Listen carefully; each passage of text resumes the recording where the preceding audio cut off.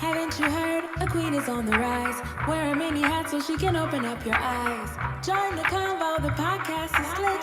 Cop a penny to the spice up your fit, yeah. She's a producer, you can vibe to her beats. She do the most, but she ain't come to do the least. Whether it's the combo or the music you want, find it all here at TiTiTalks.com. Come and stimulate your mind with TiTi Talks. Promise you'll never fall behind when TiTi Talks. The knowledge you're seeking you can find when TiTiTalks.com. So come on and get with TiTi Talks, yeah.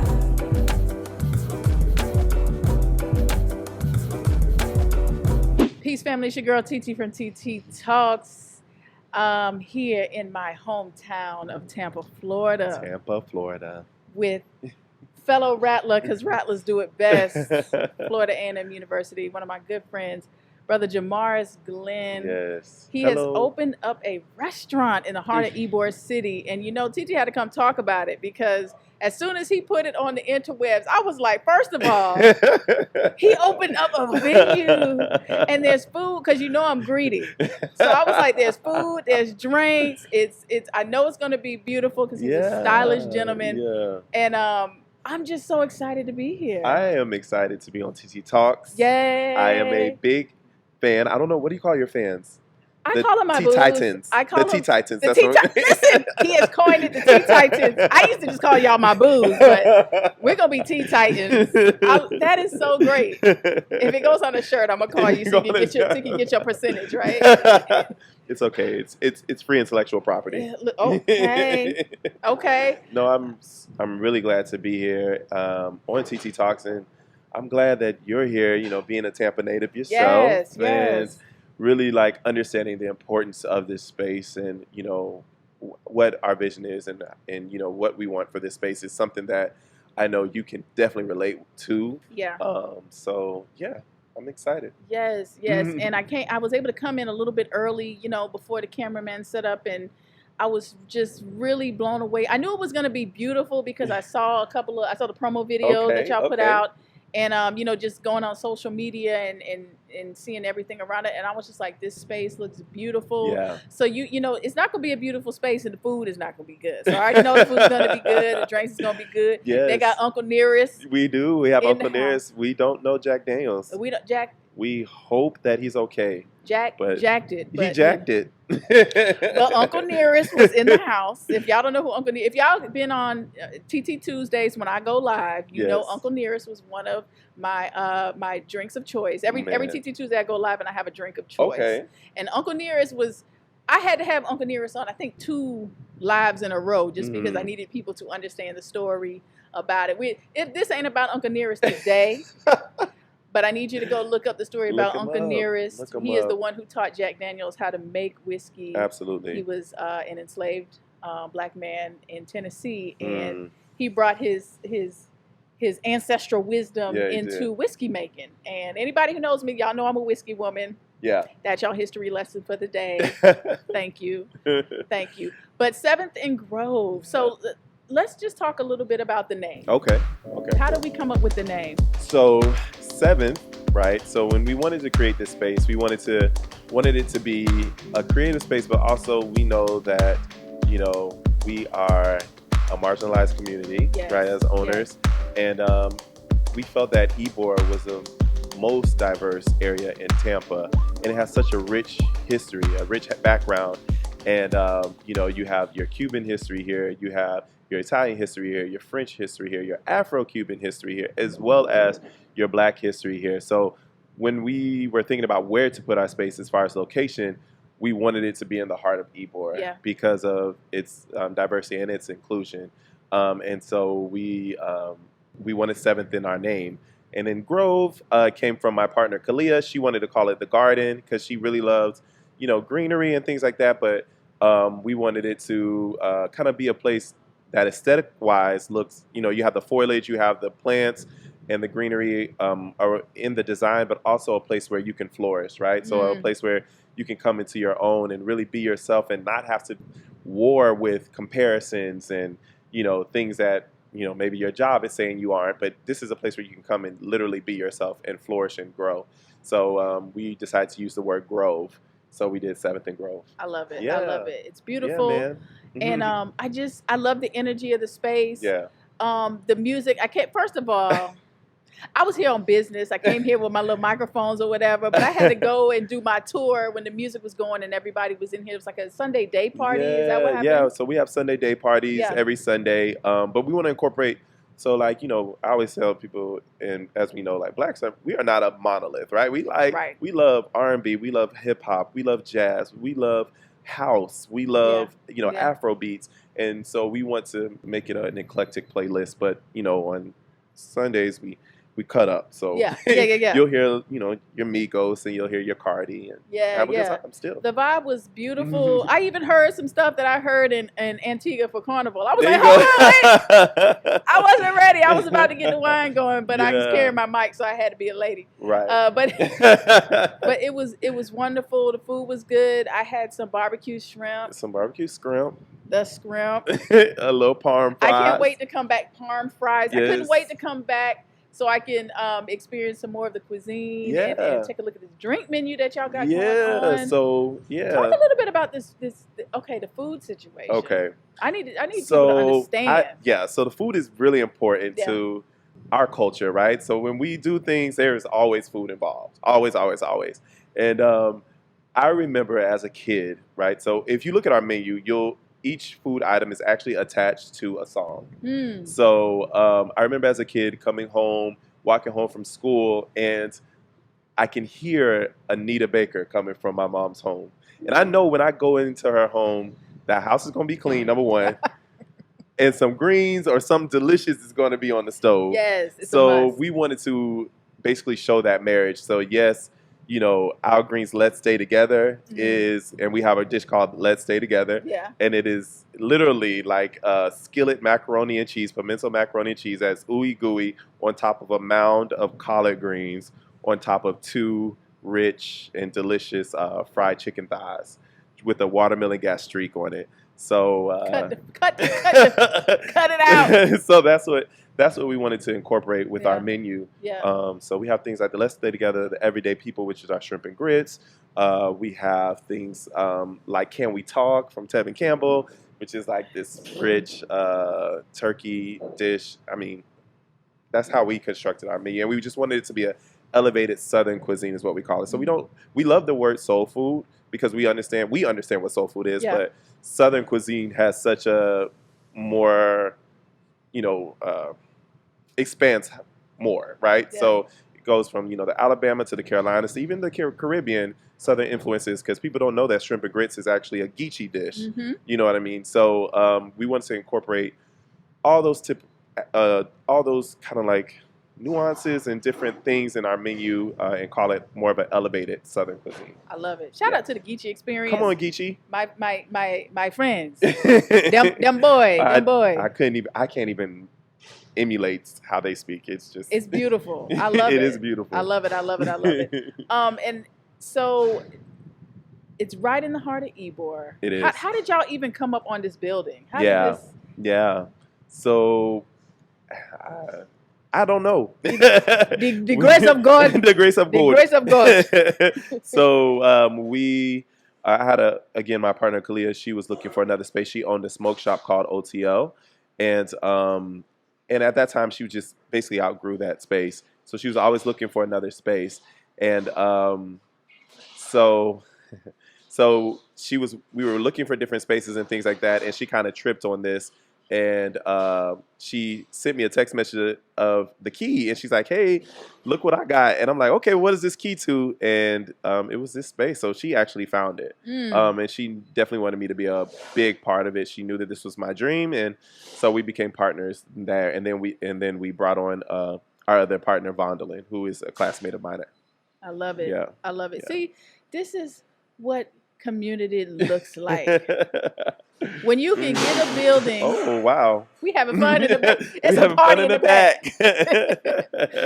when you can get the keys to an establishment and be able to hit somebody up like, look what we got. Yeah. And then be able to like manifest this. Right. You know what I mean? It's beautiful and it's divine. I'm trying to be in the back because clearly that's where the party is at, right? I love it. It's all good. We're gonna roll, baby. We're gonna roll. And so I'm really excited about it. You know, we hear a lot about what Black people, young Black people, people who are under 40, you know, in our age cohort, we hear a lot about what we're not doing, that we're, you know, kind of lazy at work, and that we're not motivated, and that we're this, that, and this, and that's, you know, kind of what we were talking about earlier. Sure.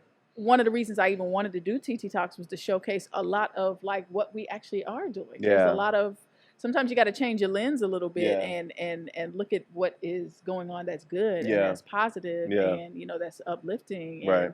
And so it's like, it's not even, and it's like, you know, I had a meeting in the ladies' room with one of the sisters that works here, and she was just, we were just in there having girl talk. I just met this sister in the bathroom. I was putting my lip gloss on, getting ready to come on, and she was in there, you know, getting everything situated and using the restroom, and she was just like, I love it here. This is one of the first jobs I've had where I'm excited to come to work, where I didn't think about leaving after 90 days. And so it's like, it's bigger than the restaurant. You know, it's fostering an environment of entrepreneurship, of connectedness, and investing in people's skills. She was like, they flying people in to train us. And she's like, you know, I got my bartender skills up and everything. And so, you know, that inspired me even more. I didn't even know about that when I came in here. Yeah. So, you know, us both being FAMU Rattlers, I felt that it was important to have that incorporated in my business.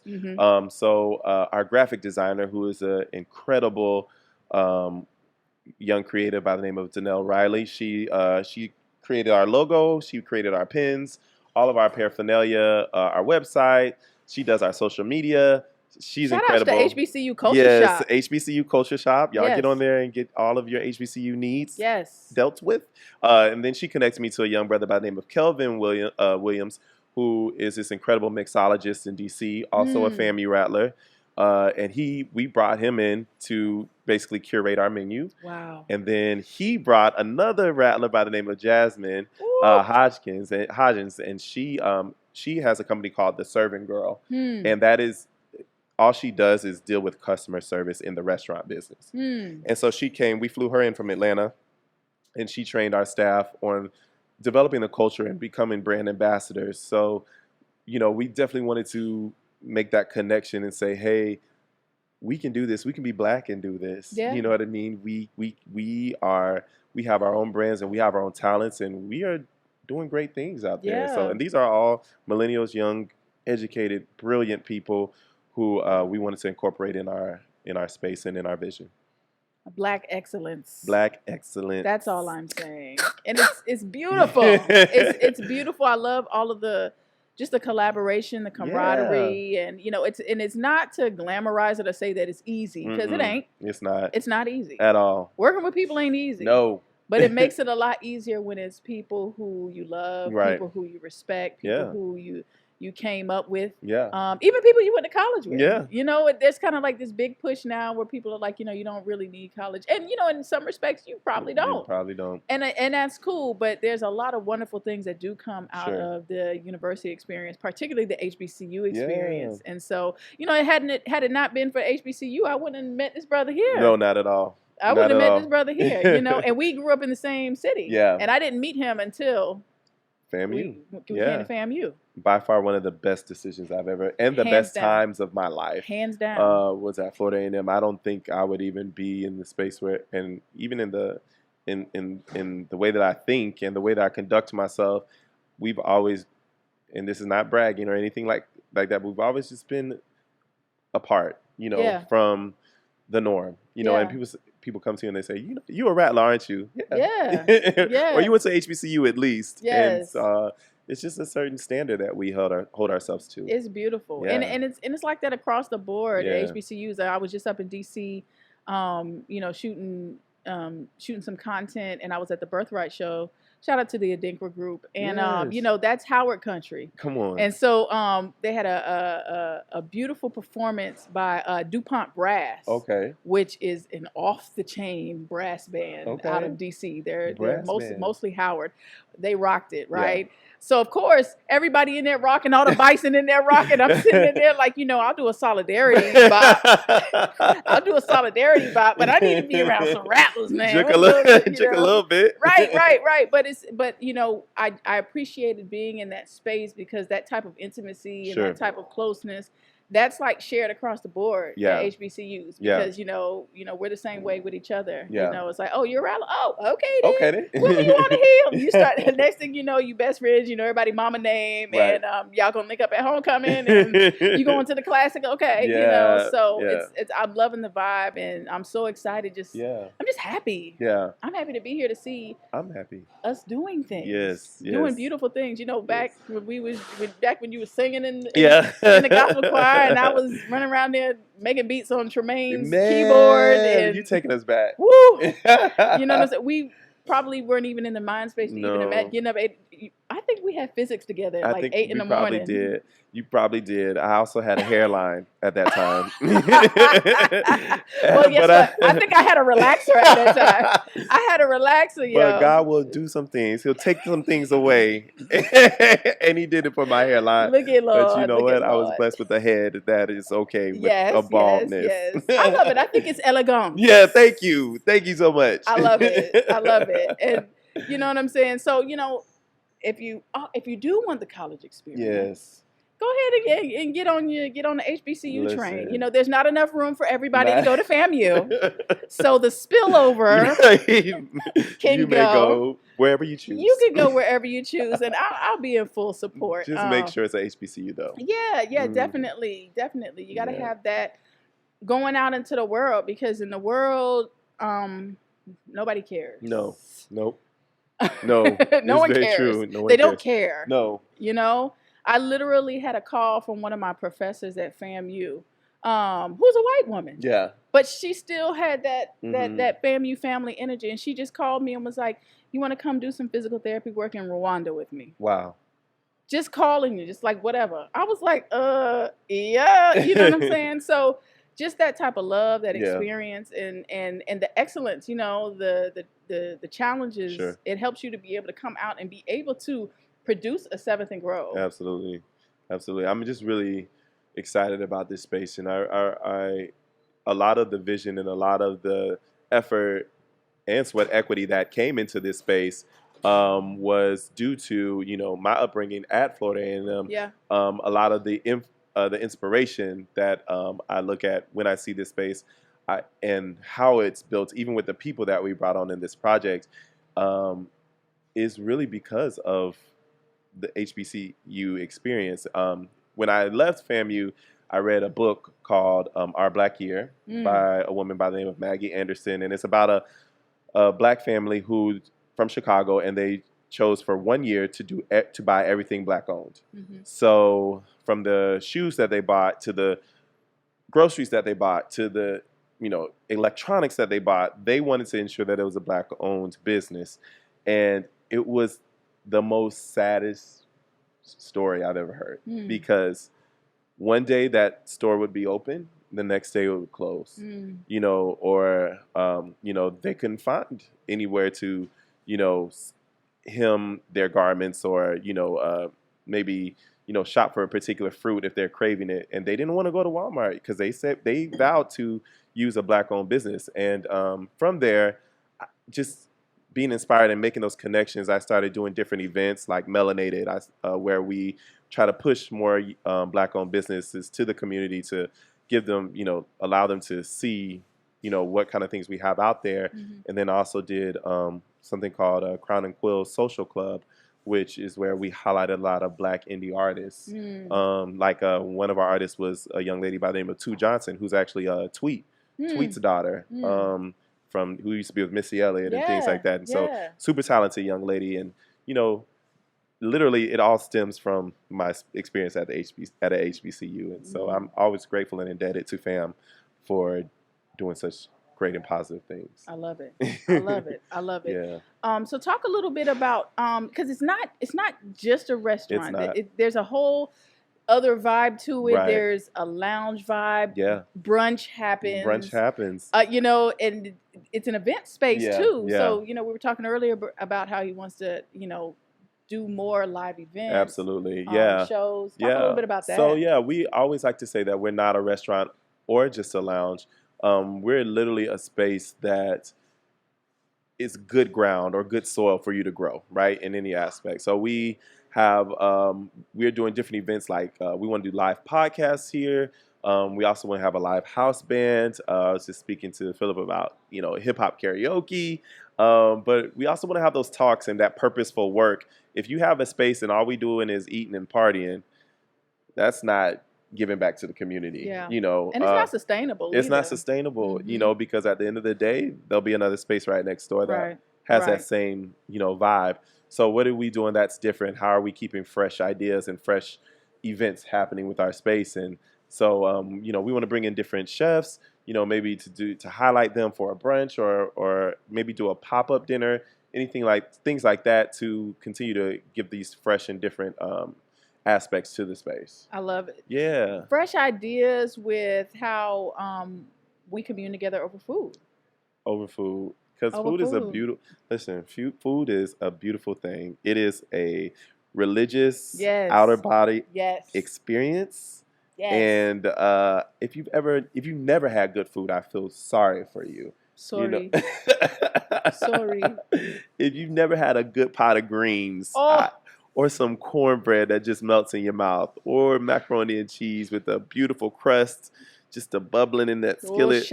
Listen. And now, I have a question. Talk to me. Do you like your macaroni and cheese in a square, or do you like to spoon it out?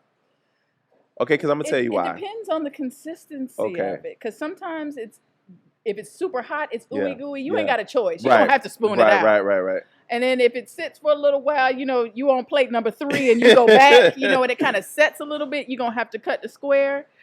I don't have a preference. The only thing, I just need people to keep the sugar out the grits. That's all I'm saying. If you keep the sugar out the grits, we're going to be all right. We're going to be okay. I am a big advocate of spooning my macaroni and cheese. When I see square macaroni and cheese, it infuriates me. It makes me so upset. I want to flip this table. So, you know, and then the sugar grits, I don't know where that's from. I don't know who did that. It's not of the Lord. It's colonization. I don't know what it is. Get it out of my kitchen. Listen, we're from Florida. We from the South, where that is against the law. Just butter, salt, baby. That's all you need. That's all we need, That's baby. all you need. That's all. I had some grits this morning. My mama made some much. grits this morning, and they were so good. Yeah. But it was, you know, food is such an integral part of our culture. Absolutely. And how we get together. You know, the best times of your life involve food. The worst times of your life involve food and everything in between. Yeah. And so, I mean, just having a beautiful, comfortable space where you know your culture is going to be uplifted, where you know your culture is going to come first. You know, everybody welcome, but we know what this is, and and you know, it's a true like diaspora experience. Like when I walked in the door, I was here for maybe an hour or so before we were shooting. I heard hip hop. Yeah. I heard some R&B. Yeah. I heard reggae. Yeah. I heard soca. I heard Afro beats. And it was just a wonderful reflection of the diaspora, the beauty that we bring. And the same thing comes out in the food. The flavors in the food. Yeah. They up here wrapping greens like cigars. You hear what I'm saying? Because, you know, I don't know, all the Tampa people are going to know this, but the people who are outside of Tampa, you know, historic Ybor City was huge for cigar making. And so there's old cigar making and cigar rolling plants around here all over the place. And so so even bringing those elements in and blending it in, you take collard greens, which is a kind of a remix of how they do greens in West Africa. You know, how they do their stews, how they do things like egusi with the spinach and okra, you know, the okra soups and the stews. They had to come over here in the Caribbean. You'll see it with callaloo. And you know Callaloo, that is Callaloo, beautiful. Callaloo is It's the delicious. will of the Lord. Yes. I just came back from Antigua. I had some Callaloo. It was great. Yeah. And taking that, and then how we doing collard greens, mustard greens, turnip greens up here. You know, it's all together. Yeah. And so I love the menu. Yeah. And and it's a beautiful. I love the pathway of Southern cuisine too. And don't get me wrong, you know, we do have fried chicken, macaroni and cheese, and those are more of the decadent, you know, things. But also when you think of Southern cuisine, you shouldn't also think of fatty food, right? You should also think there are some really beautiful options that we have. Like we have a black eyed pea hummus that we make, you know what I mean? And we take the black eyed peas. I need to say that one more time. It's a black eyed pea hummus. So we take beautiful black eyed peas.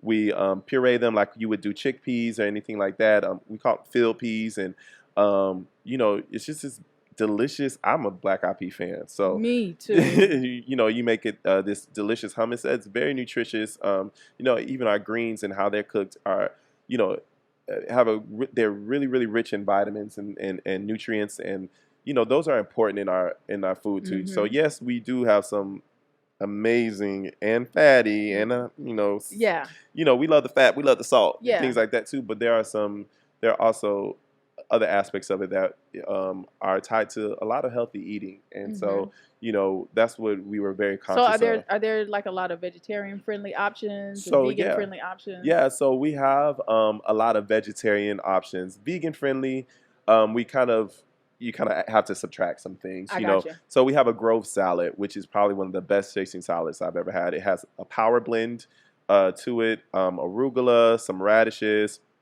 We put lardons on it, which are like kind of like house bacon bits, but you can definitely get it without, and then it's totally vegan then.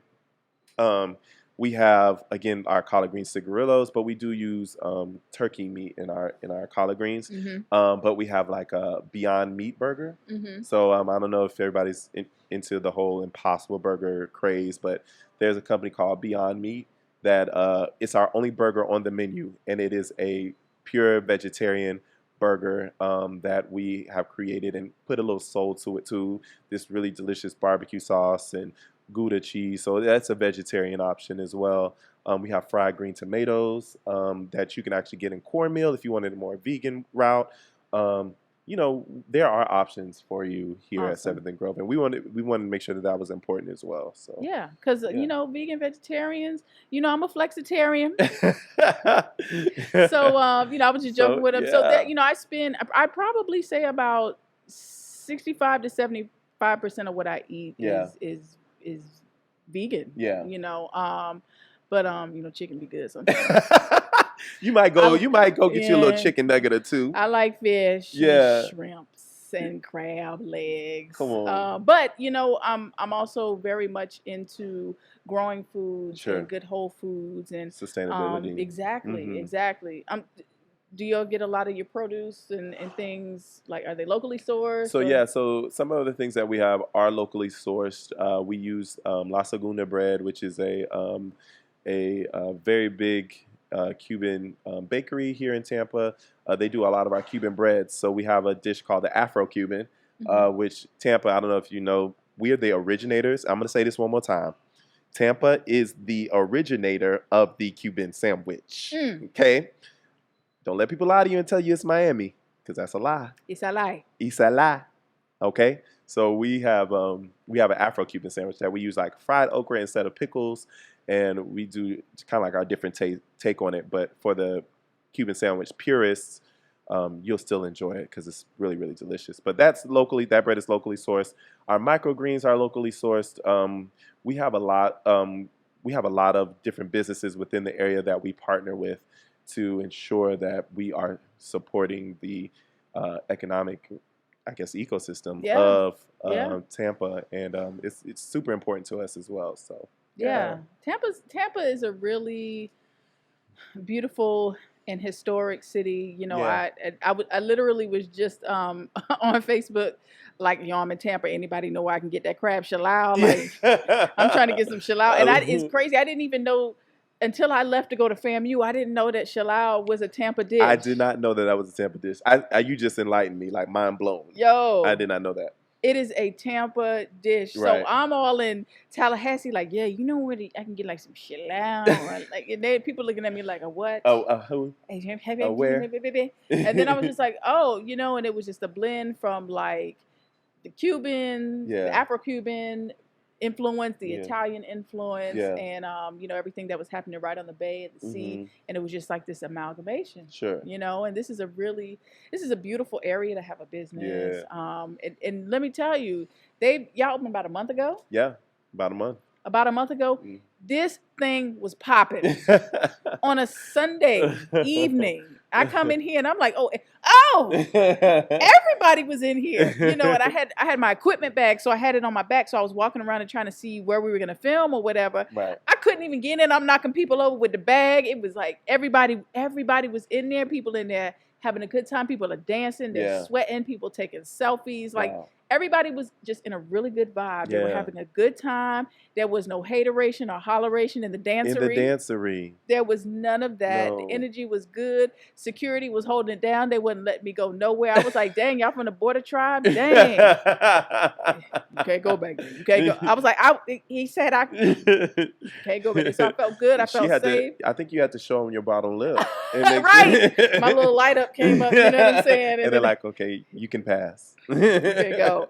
But it's just beautiful space. Y'all come through. Yes. I can't wait to see like how just it's gonna expand. I can't wait to see artists come in and do their thing. Yeah. So we have so we love to call our space culturally immersive. Like that is our biggest thing. Like culturally immersive space. And when we found this space, I knew and our partners knew that we wanted to make art a very big center of this space. So when you come in, you'll see murals, like this beautiful mural here.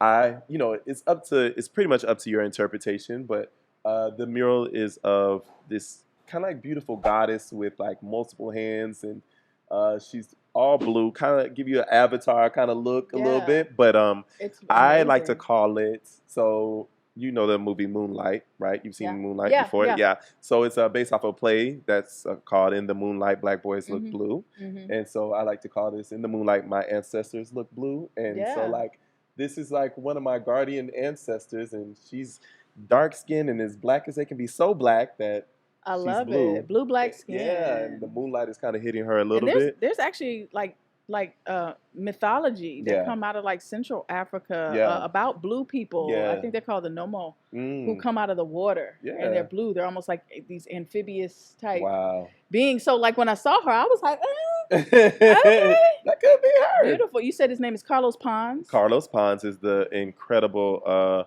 muralist who did it. He's also local, which was very important to us. He's from Guatemala, and he made this beautiful mural, as well as you'll see, and when you go into the lounge, there is a beautiful Afro-Cuban woman smoking a cigar. We call her Carmen, and he made that mural for us as well. And so a lot of the art that you see on the walls, he created for us, and he is a very talented and intelligent gentleman, and we're grateful for him. I am so inspired, and I'm happy. I'm going to come. Let me tell you right now. Next time I come, and it'll probably be in a couple weeks. I'll be back in a couple weeks. Come on through. I'm coming through. Yeah. I'm eating all the food. Okay. I'm drinking all the drinks. Okay. I'm not driving anywhere after I leave because I'm drinking all the drinks. Just come sleep here. I'm drinking all the Uncle Dearest. I'm gonna sleep right on that velvety couch over there, and I'll tell you, it's velvety. It's velvety. I ran my hand across it, and I picked it up, and it was just like my hand turned into shea butter, and I started glistening and glowing, just like the sister right here. I felt all jazzy. It was there beautiful. Was not one bit of ash on you. Not one flake of ash, you know. Who's the DJ? So we have multiple DJs here. Okay. So DJ Black Hayes, who is an incredible young man here. We have a DJ, a gentleman named Isaiah, who does an incredible job here. I mean, we try to keep it on a rotating type vibe here. Sure. So we want to, definitely bring in some other artists as well. Yes. So yeah. So how are we seeing Seventh and Grove evolving over time? Yeah. What are we looking to have here? So we're currently open only for dinner and brunch. So we are playing with lunch and breakfast. So you'll see our hours expanding. You also see us do more private events. So hopefully, we have, the presidential race coming up. Hey, y'all want to come through? Trump, you can't, but others can. You know what I'm saying? No, for real, you can't. He cannot. He but cannot. we want to do if those. he think he can, wrong. We want to be a part of those fundraising dinners. We want to be a part of Super Bowl 2021.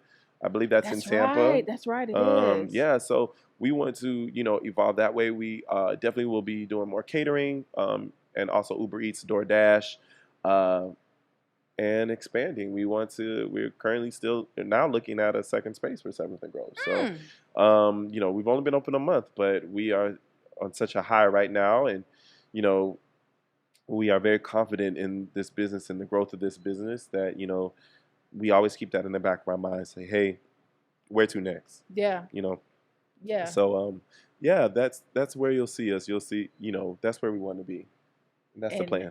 That is where I will follow because I'm so like y'all don't understand. We go so far back, y'all. We go back. So I'm excited. Yeah. I'm proud. I'd love to see just our people just flourishing. I'm going to use your word, flourish. Yeah.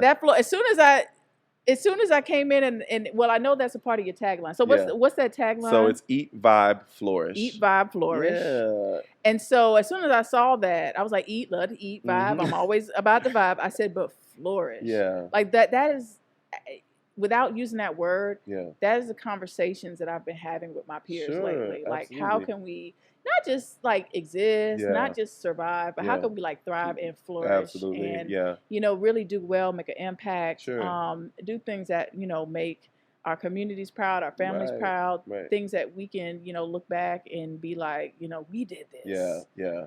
This is what we did, and I also feel like, again, like, when I bring up the war of comparisons, right? So you have social media, and I think we've all been to that place where we're on Instagram or Facebook and we see other people's lives and kind of like, okay, we're not there yet. I'm not there yet in my job, or I'm not there yet in my relationship, or I'm not there yet, in my career, my job, and, where I am financially. And in this place, and the purpose for this place, we understand that a flower blooms in its own time. Yeah. And, people narc on late bloomers. You get that word, late bloomers, but there's some incredibly successul people. Colonel Sanders. Hello. I believe it was like in his 60s. He was in his late 60s, early 70s. Baby, he was on a respirator. Yeah. And he found KFC, and that's, $1 million company. Yeah. You look at Oprah, you know what I'm saying? She, was a great news anchor, but she didn't come into her own until her later years. Our beloved Toni Morrison didn't write her first book just in her mid-40s, maybe? She was in her 40s, So, you have all these wonderful people. So, society tells us that we're on this strict time schedule. Yeah. But really, it is, when it's your time, friend. Mm-hmm. You know what I mean? And you shouldn't have to worry about that. That should not be pressure or something that you have to fight with every day that you wake up. Yeah. We get into this whole big thing about being on grind mode, every day grinding. That doesn't always mean productive. Yeah. That doesn't always mean, creating. Every day just try to create or be or do whatever you need to do, and you will get there. Yeah. So, because I sure ain't TiTi talking every day all day. This is exhausting. Dragging these microphones all around all the time. Tired. Truth but is, and the thing about it is, TiTi Talks, 7th and Grove, these are not even our full-time jobs. No, it's not. What are you by trade? I am a pharmacist. He's by a trade. pharmacist. He's a full-time pharmacist. I'm a physical therapist and massage therapist, doula. Yeah. Come on, there's doula. People who don't even know I do this. No. Podcasts. People think, you have a podcast? Oh my God. You know what I mean? Yeah. And then there's people in my physical therapy job, they don't know I'm podcasting. People podcast and don't even know I'm a physical therapist. It's like a lot of our cohorts, we're bouncing all over the place. And it's a beautiful thing to witness because, we're not pegged down to just one thing. Right. We're so dynamic. Yeah. And, from our parents' generation, a lot of times, and grandparents' generation, they didn't really have the luxury to really explore a lot of what their interests were, and with the internet now, and with with the ease that we're able to access information, we're able to do a lot. The world's a lot smaller, and so we're able to really, if we do it right, if we play it right, we can really do a whole lot in this little bit of time, and so I'm just encouraging y'all, just whatever you're thinking about doing, be consistent. Just be consistent with it. Reach out for help. Absolutely. Get you a network and a community, because he didn't get this restaurant going by himself. Not at all. This was a joint venture. Yeah, two beautiful, incredible Black women who literally I sit on their shoulders. They both, there's Dr. Vondelyn Crawford, who owns her own pharmacy. We both graduated from pharmacy school together. And then there's, Kalia McDuffie, who is in child education and development. And she owns her own daycare. She owned her own smoke shop. She owned her own barbershop. So all these women are entrepreneurs before me, before I ever even decided to do this venture. And they pulled me in and really raised me up and helped guide and lead me. And so, I'm the conservative one. They're the daring and get out there, push you in the water type, So, but I've learned a lot from them. And I always say Seventh Grove could not be without them. And my community has built me up. I mean, and the crazy part is, people say, when we first got here, we invested in like a restaurant consultant. Well, we kind of talked and shopped around, and literally he told us this was probably about a half to $750,000 project, and that's the capital that we just did not have. Even as doctors, like we did not have that capital, and we did that on a very small percentage of what he did, and are thriving. So we, also don't allow fear to get in the way. And don't allow, okay, I don't have this, I don't have that. If you have a community that is for you, I think that your opportunities are endless. And they'll build you up, man. They will build you up. They will support you and help you and guide you. And I feel the same exact way. Like, people have been holding me down for this podcast since I was recording in my closet. This is a testimony, y'all. But seriously, just even that one follow that that one share that, my sister who lived around the way would do, that one recommendation, like I take notice of all of that. Absolutely. And, when I put out my pins for the wins, you know what I'm saying? Them things flew.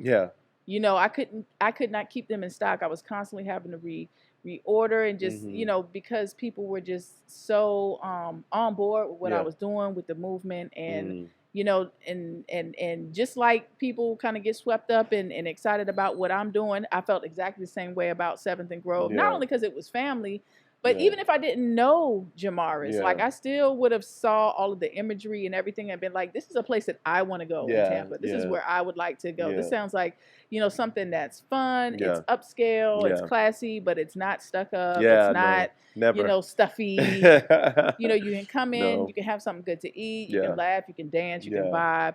You can flourish. You can flourish. And that's the beautiful thing about it, man. Yes. Get your flourish on here at 7th and Grove. Yes. So tell everybody on social media where they can find. So you can find us at 7th and Grove on Instagram as well as Facebook. We're located in the heart of Ybor City in Tampa at 1930 East 7th Avenue, Tampa, Florida, 33605. You can make your reservations on Yelp. And we just really hope to see you here. And so you can eat, vibe, and flourish. And I'm just so grateful for, I'm gonna call it Adrian, because that's this is, we go back. We go way back. Before TiTi. Before TiTi. This is pre-TiTi. Pre-TiTi. This is PT. Pre-TiTi time frame here. Right. And I'm just grateful for you and how you flourished with TiTi Talks. Like, much love. By far, probably one of the most intellectual and most even provocative, like in sometimes. And it's just it's been really beautiful to see you in this project, and I love it. Thank you. The fact that you do such an incredible job, and you're really highlighting a lot of things that are a rarity, in this world, and it kind of reminds me of Vice a little bit, like Viceland, how you were showing these different aspects of a culture. And it's a beautiful thing, and I'm really proud of you. Oh, that made my heart so warm. Yeah, Thank you so yeah, it much. did. Thank you so much. It's HBCU love here. Yes. It's take it all the way back, you Yeah. know, with your people from you know, when you Whew. still forgot to put lotion on in the Man, morning. your And, you know. elbows. I'm talking about your lips are chapped. I'm telling you got that little dry drool because you late to class and you didn't take a chance to look in the mirror. So 8 you o'clock got in the morning physics. got the cold still. We call it cold. I don't know if people call it eye boogers, but the cold still the in your eye. Wipe the cold out my eye. See who this paging me and why. Yes. Decided, get yourself to 7th and Grove. Yeah. All the Tampa people, you should have already been here. All the people who are not from Tampa, if you do come to Tampa, make sure you come here. You enjoyed yourself. Make sure you're leaving all of the positive reviews. Yeah. Come in and flourish. Flourish, man. Eat, vibe, and flourish. Yes, eat, vibe, and flourish. Y'all, TiTi Talks. I'm signing off. I'm here. I'm so excited. Brother Jamaris, Glenn. We're at 7th and Grove. Y'all come through. Holla.